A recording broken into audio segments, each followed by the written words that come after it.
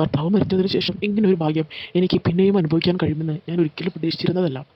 സീനത്തിന് 35 വയസ്സ് പ്രായമുണ്ട്. അവിടെ അടുത്ത് ഒരു ഹൈസ്കൂളിലെ അധ്യാപികയാണ്. അവളുടെ ഭർത്താവ് കാസിം കല്യാണം കഴിഞ്ഞ് 4 വർഷമായപ്പോൾ ദുബായിൽ ഒരു ആക്സിഡന്റിൽ പറ്റി മരിച്ചു. കുറച്ചുകാലം വേണ്ടിവന്നു ആ ഷോക്കിൽ നിന്നും പുറത്തുവരാൻ. പിന്നെ അവൾ തൻ്റെ കുട്ടികൾക്ക് വേണ്ടി ജീവിക്കാൻ തുടങ്ങി. അവൾ സ്കൂൾ വിട്ടാൽ വീട് മാത്രമായി ഒതുങ്ങി. സീനത്തിന് 22 വയസ്സുള്ളപ്പോഴാണ് കല്യാണം കഴിഞ്ഞത്. ചെറുപ്പമായതുകൊണ്ട് എന്നെ വീണ്ടും കല്യാണത്തിന് വീട്ടുകാർ നിർബന്ധിച്ചു. എൻ്റെ മകന് വേണ്ടി ജീവിക്കുക എന്ന് പറഞ്ഞ് ഞാൻ എൻ്റെ ഭർത്താവിൻ്റെ വീട്ടിൽ പോയി. ഇടയ്ക്ക് ഇക്കയുടെ ഉമ്മയും പാപ്പായും എന്നോട് വേറൊരാളെ കല്യാണം കഴിക്കുന്ന കാര്യം പറഞ്ഞു. ഞാൻ സമ്മതമല്ല എന്ന് പറഞ്ഞു. നീ ചെറുപ്പമാണ്, ഒരാൾ തൊടാൻ നിനക്ക് വേണ്ടേ എന്ന് ചോദിച്ചു. നീ ഇങ്ങനെ ഒരുക്കിത്തീർന്ന് കാണാൻ ഞങ്ങൾക്ക് കഴിയുന്നില്ല എന്ന് പറഞ്ഞു. എനിക്ക് എപ്പോഴെങ്കിലും മനസ്സ് മാറിയ എന്നോട് പറയണമെന്ന് പാപ്പ പറഞ്ഞു. ഞാൻ കുറച്ചുകൂടി ആക്റ്റീവ് ആവാൻ തുടങ്ങി. പിന്നെ ആരും എന്നെ കല്യാണക്കാരും വന്ന് നിർബന്ധിച്ചില്ല. പിന്നെ മകനായി എൻ്റെ ലോകം. മകൻ ആസാദ് ഇപ്പോൾ 8ാം ക്ലാസ്സിൽ പഠിക്കുന്നു. കുറച്ച് ദിവസങ്ങൾ കഴിഞ്ഞ് ഒരു ദിവസം ഞാൻ സ്കൂൾ വിട്ട് നടന്നു വരുന്ന സമയത്ത് അയൽവാസിയായ രാകേഷ് കാറിൽ എവിടെയും പോയി വരുന്നു. എന്നെ കണ്ടപ്പോൾ വണ്ടി നിർത്തി കയറിക്കോ എന്ന് പറഞ്ഞു. നല്ല മഴയ്ക്ക് സാധ്യതയുള്ളതിനാൽ ഞാൻ കയറി. രാകേഷ് ഒരു ഡ്രൈവർ കൂടിയാണ്, കൂടാതെ സജീവ പാർട്ടി പ്രവർത്തനമാണ്. നാട്ടിൽ എന്ത് പരിപാടിക്ക് മുന്നിലുണ്ടാവും. നല്ല വെളുത്ത് നല്ല ഉയരം ഉണ്ട്, ചുരുളൻ മുടി, കട്ട താടിയും മെഷീൻ, പിന്നെ നല്ല കട്ട ജിം ബോഡിയാണ്. വീട്ടിൽ നിന്ന് നോക്കിയാൽ അവൻ രാവിലെ വർക്കൗട്ട് ചെയ്യുന്നതൊക്കെ കാണാം. അങ്ങനെ കാർ ഓടിത്തുടങ്ങി. ഞാൻ ഇലക്ഷൻ മാർക്കിൻ്റെ കാര്യങ്ങൾ തിരക്കി.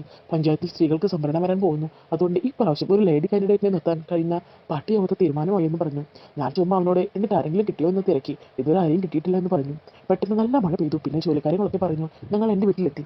മഴ നന്നായി തകർത്ത് പെയ്യുന്നുണ്ടായിരുന്നു. അവൻ പോർച്ചിൽ കാർ നിർത്തി. ഞാൻ ഡോർ തുറന്ന് ഇറങ്ങാൻ നേരം അവൻ എന്നോട് ഒരു കാര്യം പറഞ്ഞു. ടീച്ചർക്ക് മത്സരിക്കാൻ പറ്റുമോ എന്ന്. ഞാൻ അവനോട് വണ്ടി വിട്ടോളാൻ പറഞ്ഞു. ചിരിച്ചു. ഞാൻ ഭർത്താവിൻ്റെ വീട്ടിലാണ്. ഇവിടെ വീട്ടിൽ ഇക്കാട് ഉപ്പ റഹീം ഹാജി, പിന്നെ ഉമ്മ സൈനബ, പിന്നെ ഞാനും മോനും മാത്രമേ ഉള്ളൂ. ഇക്കാക്ക് ഒരു അനിയത്തിയുണ്ട്. കല്യാണം കഴിഞ്ഞപ്പോൾ ബസ് കിട്ടിയില്ല, അതുകൊണ്ട് നാളെ രാവിലെ മാത്രമേ എത്തൂ. ഉമ്മയോടെ അടുത്തുണ്ടോ? ഇല്ല മോനെ, ഓള് നിനക്ക് ഇഷ്ടപ്പെട്ട പ്രത്യേകം ഇറച്ചി ഉണ്ടാക്കുകയാണ്, എന്താ വിളിക്കണം, അപ്പോൾ വേണ്ട പറഞ്ഞാൽ മതി, നാളെ രാവിലെ എത്തുന്നു. അങ്ങനെ പറഞ്ഞുകൊണ്ട് ഞാൻ ഫോൺ കട്ട് ചെയ്തു. ദിവസം ശരിയല്ല എന്ന് മനസ്സിൽ കരുതി ഒരു ചായ കുടിക്കാൻ സ്റ്റാൻഡിന് പുറത്തുള്ള കടയിലേക്ക് നടക്കുമ്പോഴാണ് ഒരു ടൂറിസ്റ്റ് ബസ് അനന്തപുരം വിളിച്ചു പറഞ്ഞുകൊണ്ട് ആളെ ഇനി വീട്ടിലേക്ക് വിളിച്ചു പറയാൻ സമയമില്ല, അവർക്ക് സർപ്രൈസ് ആയിക്കോട്ടെ എന്ന് കരുതി ആ ബസ്സിലാണ് രാത്രി 11 ആയപ്പോൾ തന്നെ അനന്തപുർ ബസ് സ്റ്റാൻഡിലെത്തി. ബസ് ഇറങ്ങിയ കുറച്ചു ദൂരം നടക്കാനുണ്ട്. ഞാൻ വലിച്ചു പിടിച്ച് ബാഗും നോക്കി നടന്നു. വലിയൊരു പറമ്പിന്റെ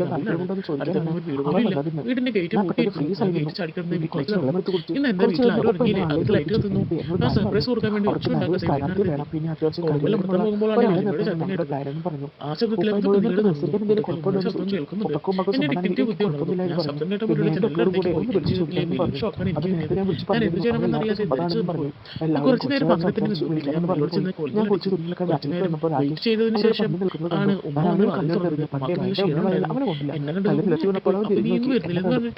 വണ്ടി കിട്ടില്ല എന്നല്ലേ പറഞ്ഞത്. പിന്നെ വിളിച്ചു പറയാനും സമയമില്ല. ഞാൻ ഇങ്ങോട്ട് സമയം അതേപറ്റി സംസാരിച്ചു. അല്ല, എന്താ ഇതൊരു സൗണ്ട് കേട്ടത്? നിങ്ങൾ ഉറങ്ങിയിരുന്നില്ലേ? ഉറങ്ങിയതേ ഉള്ളൂ മോനെ. ഉപ്പാക്ക് രാത്രിയിൽ അസുഖം പിന്നെ തുടങ്ങിയിട്ടുണ്ട്. കുറച്ച് ദിവസം കഴിഞ്ഞ് വൈകിട്ട് ഞാൻ നടന്നു വരുമ്പോൾ നല്ല മഴയും കാറ്റും ഉണ്ടായിരുന്നു. ഞാൻ മുഴുവൻ നനഞ്ഞു. കുറച്ച് നേരം ഒരു ബസ് സ്റ്റോപ്പിൽ കയറിയിരുന്നു. അപ്പോഴാണ് രാകേഷ് ജോലി കഴിഞ്ഞ് വരുന്ന വഴി എന്നെ കണ്ടത്. ഞാൻ കാറിൽ കയറി. എന്നോട് നാളെ പാർട്ടി ഓഫീസിൽ ഒരു മീറ്റിംഗ് ഉണ്ട്, വരണമെന്ന് പറഞ്ഞു. ഞാൻ അവനോട് കുറച്ച് ദിവസമായി ഞാൻ ഒട്ടും ഇറങ്ങിയിട്ടില്ല, വേറെ ആരെങ്കിലും നോക്ക് എന്ന്. അവൻ എൻ്റെ മടിയിൽ വെച്ച കയ്യിൽ പിടിച്ച് ഒന്നും പേടിക്കാനില്ല, ഞങ്ങളൊക്കെ ഇവിടെ ഇല്ല ടീച്ചറെ, ഞങ്ങൾ ജയിപ്പിക്കുമെന്ന് പറഞ്ഞു. എന്നിട്ട് കയ്യെടുത്ത് അവൻ എങ്ങനെ പറഞ്ഞപ്പോൾ അവൾക്ക് നല്ല ആശ്വാസം തോന്നി. നല്ല മഴ, നാളെ ചിലപ്പോൾ അവിടെ എന്തെങ്കിലും പറയേണ്ടി വരുമെന്ന് പറഞ്ഞു. എനിക്കൊരു കാര്യം അറിയില്ല. ഇന്ന് ഞാൻ വീണ്ടും രാകേഷ് എൻ്റെ നമ്പർ വാങ്ങി. എന്നിട്ട് അവൻ്റെ നമ്പർ എനിക്ക് തന്നു. ഞാനത് സേവ് ചെയ്തു. എന്തെങ്കിലും ആവശ്യം വന്നാൽ വിളിച്ചാൽ മതിയെന്ന് അവൻ എന്നോട് പറഞ്ഞു. പെട്ടെന്ന് എന്നിൽ എന്തോ മാറ്റം വരുന്നത് പോലെ എനിക്ക് തോന്നി. കുറച്ച് നേരത്തെ മൗനത്തിന് ശേഷം അവൻ ചോദിച്ചു, മെമ്പറായാൽ എനിക്ക് എന്താ തരിക എന്ന്. ഞാൻ അപ്പോഴത്തെ അവസ്ഥയിൽ ചോദിക്കുന്നത് എന്തും തരുമെന്ന് പറഞ്ഞു. അപ്പോഴേക്കും വീട്ടിലെത്തി. ഞാൻ ഇറങ്ങി. അവൻ പോയി. അങ്ങനെ രാത്രി അവൻ എനിക്ക് അവിടെ പറയാനുള്ള കാര്യം വായിച്ചു തന്നു. ഞാനത് വായിച്ച് പഠിച്ചു എന്ന് തന്നെ പറയണം. എനിക്ക് നല്ല പേടിയുണ്ടായിരുന്നു. പുറത്ത് എല്ലാവരോടും നല്ല ധൈര്യം കാണിച്ചാലും എനിക്കുള്ളിൽ പേടിയുണ്ട്. ഞാൻ വൈകിട്ട് വീട്ടിലെത്തിയപ്പോൾ മീറ്റിങ്ങിന് പോകണമെന്ന് പാപ്പ പറയും. രാകേഷ് വരും, അവൻ്റെ കൂടെ പോയാൽ മതി.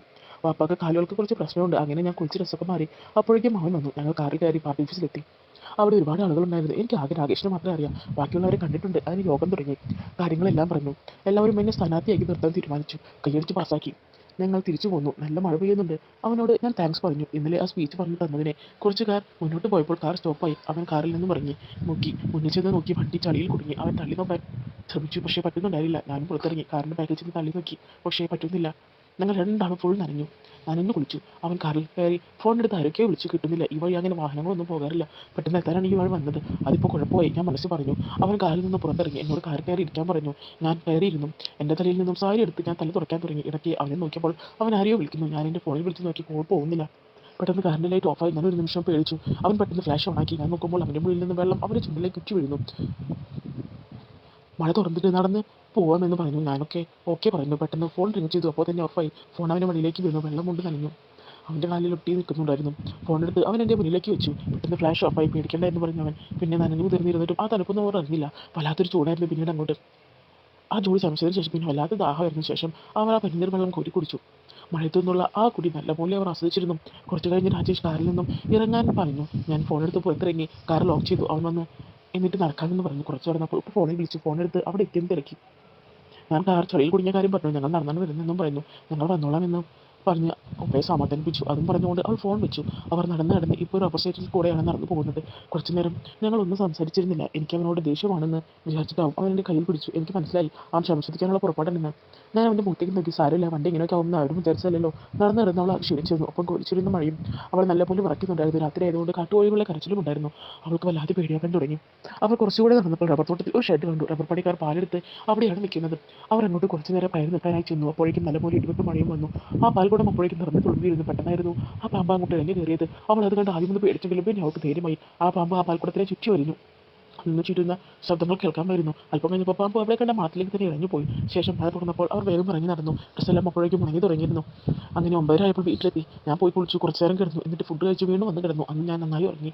രാവിലെ പതിവ് പോലെ സ്കൂളിൽ പോയി. ഞാൻ ഇന്ന് വളരെ സന്തോഷത്തിലാണ്. എന്താ കാര്യം എല്ലാവരും ചോദിച്ചു. എൻ്റെ മുഖത്ത് നല്ല തിളക്കമുണ്ട് എന്ന് എല്ലാവരും പറഞ്ഞു. രാത്രി കിടക്കാൻ നേരത്ത് ഞാൻ അവനെ വിളിച്ചു. കുറച്ച് നേരം സംസാരിച്ചിരുന്നു. 2 ദിവസം കഴിഞ്ഞ് പോസ്റ്ററിലേക്ക് ഫോട്ടോ എടുക്കാൻ ജാസിം മുഹമ്മദ് വരും. കുറച്ച് ഫോട്ടോ വീട്ടിൽ നിന്ന് എടുക്കാം. കൂടുതൽ വേണമെങ്കിൽ പാർട്ടൂസിൽ നിന്നും എടുക്കാമെന്ന് പറഞ്ഞു. ഞായർ രാവിലെ ജാസിം വന്നു. എൻ്റെ കുറച്ച് ഫോട്ടോസ് എടുത്തു. എനിക്ക് എടുത്ത ഫോട്ടോസ് എല്ലാം കാണിച്ചു തന്നു. ആളൊരു ഫോട്ടോഗ്രാഫറാണ്. സ്വന്തമായി സ്റ്റുഡിയോ ഉണ്ട്. പിന്നെ പൊതുപ്രവർത്തനം.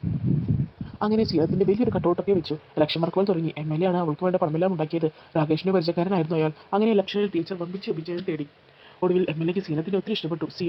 അയാൾ സീനത്തിൻ്റെ ഭർത്താവിൻ്റെ വീട്ടിൽ ചെന്ന് അന്വേഷിച്ചു. അവർക്ക് സമ്മതമായിരുന്നു. തനിക്ക് വേണ്ടി എല്ലാം ചെയ്തതെന്ന് MLAയോട് അവൾക്ക് സ്നേഹവും താല്പര്യവും ഉണ്ടായിരുന്നു. അതുകൊണ്ട് തന്നെ അവർ അതിന് സമ്മതിച്ചു. അങ്ങനെ എല്ലാവരുടെയും സ്നേഹാശീർവാദത്തോടെ അവർ വിവാഹിതരായി. അപ്പോൾ ഇന്നത്തെ നമ്മുടെ ഈ മോട്ടിവേഷണൽ സ്റ്റോറി നിങ്ങൾക്കെല്ലാവർക്കും ഒത്തിരി ഇഷ്ടപ്പെടുമെന്ന് കരുതുന്നു. ഇഷ്ടപ്പെടുവാണെങ്കിൽ ലൈക്ക് ചെയ്യാനും ഷെയർ ചെയ്യാനും സബ്സ്ക്രൈബ് ചെയ്യാനും നിങ്ങൾ മറന്നു പോകരുത്. അപ്പോൾ ഇതിലും നല്ല കഥകളും ഞാൻ നിങ്ങൾക്ക് മുന്നിലേക്ക് ഇനിയും വരുന്നതായിരിക്കും. അതുവരേക്കും ബൈ ബൈ ഫ്രണ്ട്സ്.